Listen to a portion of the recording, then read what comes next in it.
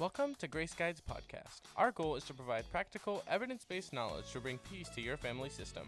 All prior episodes can be accessed by subscribing on Spotify, Anchor, and other podcast services. Visit graceguides.com and join our monthly newsletter mailing list. The following discussion is for informational purposes only and is not meant to diagnose or treat any mental health condition. Please visit with your own mental health provider for case-specific help. Thank you and enjoy. Hey everyone, it's Angela with Grace Guides. And Sarah. And this is episode, no idea, Nope. 10. We don't know. Dylan tells us it's episode 10. God, we're good at this. Naturals, Thank really. goodness for producers. Yes, he keeps us on track. So today's topic is Families can be functional and more. thank you for introducing our topic. So today, Well, let me explain why I hesitated, because let's just take a moment to appreciate this. oh, yes. Those of y'all that can't see, because you're listening, I am going to ask you just this episode, go to the YouTube channel and check out the background. And the reason for that is Sarah really worked hard both today to make sure that we were recording in this space as opposed to out in the larger yoga space, because we do love this background. We love it for different reasons. So I'll let you talk first about why. So I personally hung every single one of these keeps. And they're all level, Yes, they are all level. They're all secured. secured, strategically placed, and you'll notice all the spacing. Wow, I did a good job. Yes, let's all pause and admire that work, because it was very scary when we received them. We had no idea. In flat boxes. In flat boxes, and it was all assembly required, and it's from IKEA. It looks really cute in their catalog, and it gives you so much false hope that it's going to be easy, and it's not. It tests every part of you as an individual and tests every part of your relationship. Yes. IKEA is more than just the things that they sell. Yeah. It goes deeper. Oh, yeah. So Way deeper. so our relationship survived this display. I love this because it allows me to have my many books always accessible. However, I like people to know that these are not decoration. On a weekly basis, I am constantly using these books in one way or another. I have a yoga section. I have a parenting section. I have fundamental counseling concepts, theories, methods section. And then I have It's like a girl power section. girl power. Yeah, that would be a lot of fierceness in this section. We also talk over here a lot about anti-racism, which is very important to me.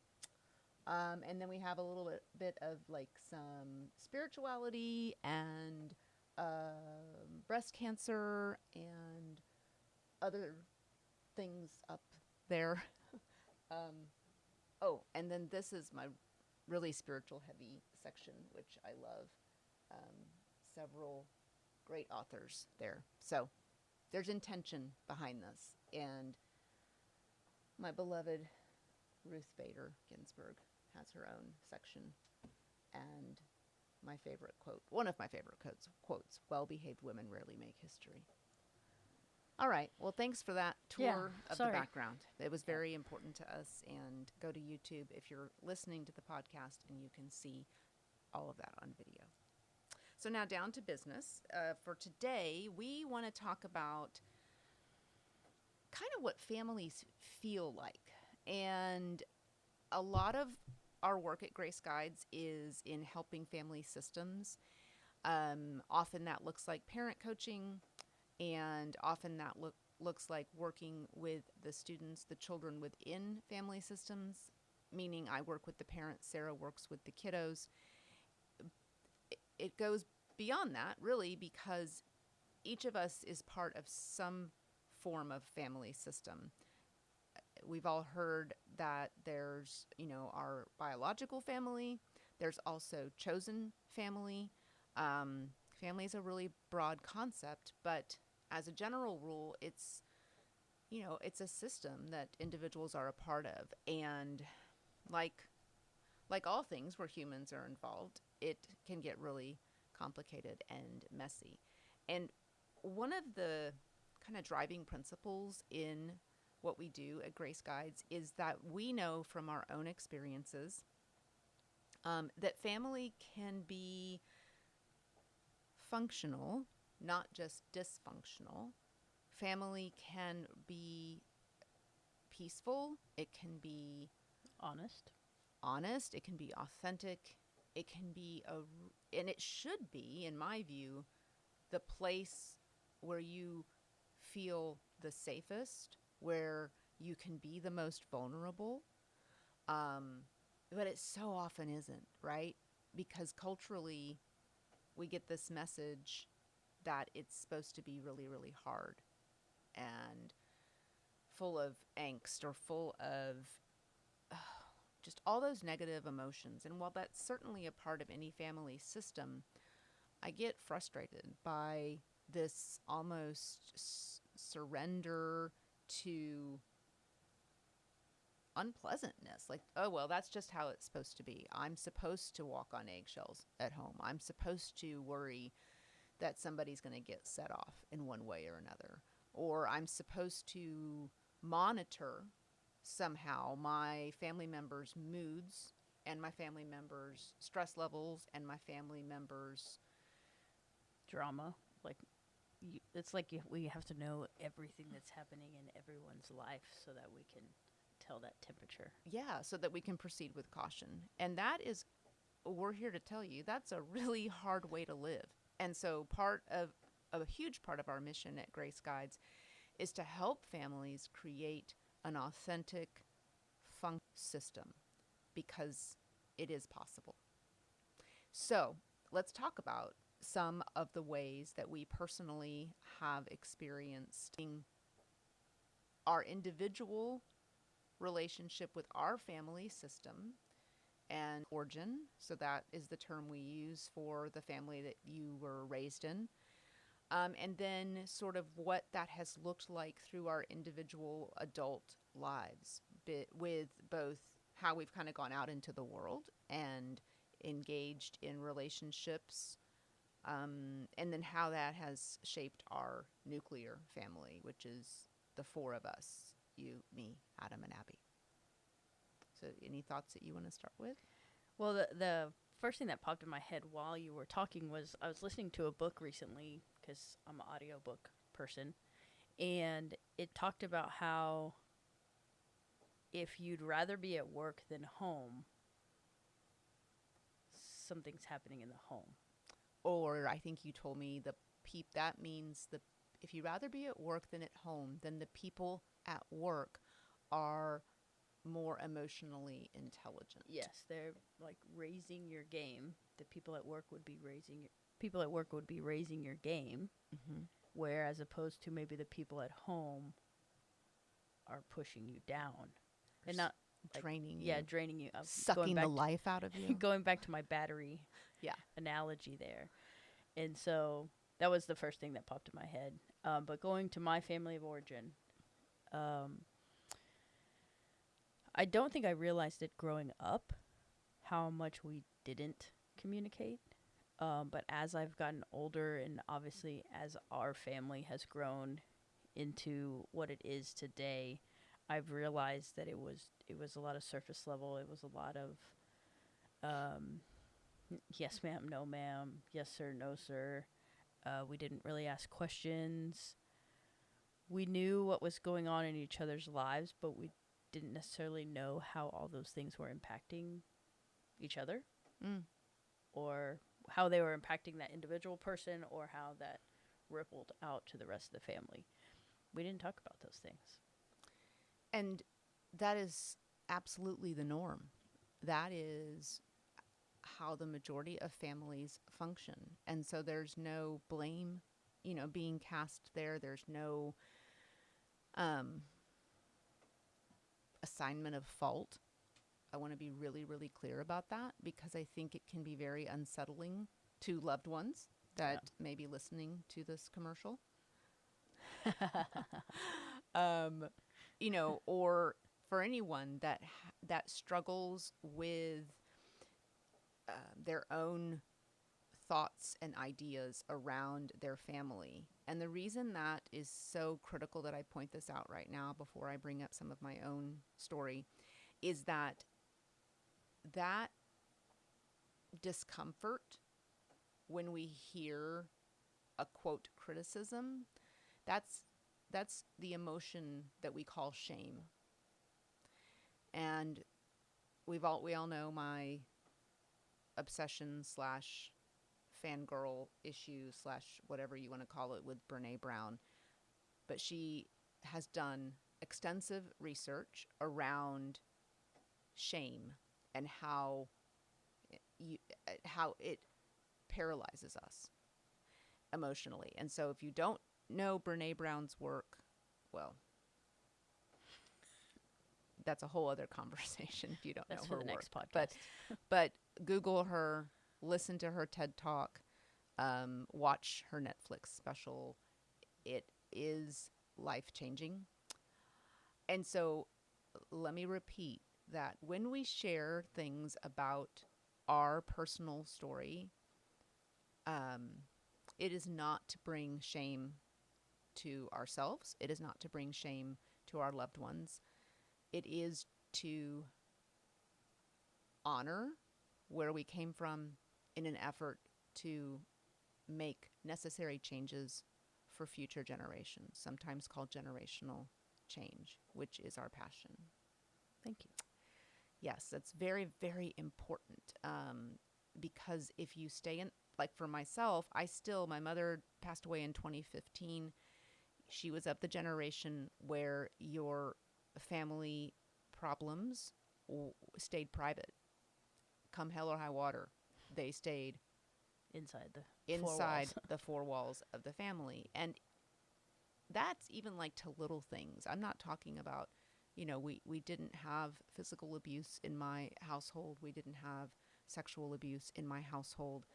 There was a lot of yelling. There was a lot of control. And those can rise to the levels of emotional abuse at times. But it's sort of just how it was. And so that means you don't talk about it. Like it's just, it is what it is, and it's how you function. And she had a lot of privacy issues, I would say. So I still hear her voice as I speak into this microphone. Social media was... the Facebook. Yeah, Spacebook. Spacebook. She called it Spacebook. She couldn't remember Facebook. It's okay because she was adorable. But she would say, "Don't post about me on that Spacebook, Angela." Because the stories she gave me, as those of you that know me and know my family, my mom was unintentionally stand-up comic material. I mean, she was so funny. And so Spacebook is what we came to call it, but she was just physically pained by any sort of public display. So she thought social media was the end of the world, the beginning of the end. And to some extent, I don't know that, that she was wrong, right? That's true. It has its issues. But so my point there is I still struggle with sharing my story because I have a lot of voices that remind me that that's not respectful, that that's not what we do. And so that's my really long disclaimer with what I'm about to share. So I've shared that I grew up in a family of 5 children, the youngest by many, many years. And we also didn't discuss anything beyond like surface level. And my memories are that when things were fun, and going well, oh my goodness. Everybody from high school and college, enjoyed being at my house with my family. We were so much fun. We had so much fun, laughing and storytelling, so much goodness, until we didn't. And it would turn that quickly. Somebody would get upset. Somebody would get triggered. Somebody would hear something they didn't like. Somebody just got really upset. And so multiple memories of people leaving family gatherings in a very abrupt and, as a child, scary way. Was that better than them staying there and it escalating into something much worse? Probably. But I do have a lot of memories of things just going south very quickly. And so looking back, I now understand that I always had what I have now, and that is this curiosity, this really genuine wanting to know more about why that stuff happens. And so what that looked like as a young girl was a lot of questions, a lot of pushing, a lot of why did that happen? And that didn't sit well. And so I learned real quick, don't ask questions. Don't be difficult. Don't be nosy. Just let it be. Like, something happened, somebody left, there was a lot of yelling, there was a lot of scary interaction. Don't worry about it. And sweep it under the rug. Yeah. And that's how families of that generation coped. And it led to a lot of just unknowns, just stuff you don't know as a kid. And it's really uncomfortable, especially depending on how somebody's wired. It can be not just uncomfortable, it can be damaging. So, I don't know, just a little, it doesn't have to be that way.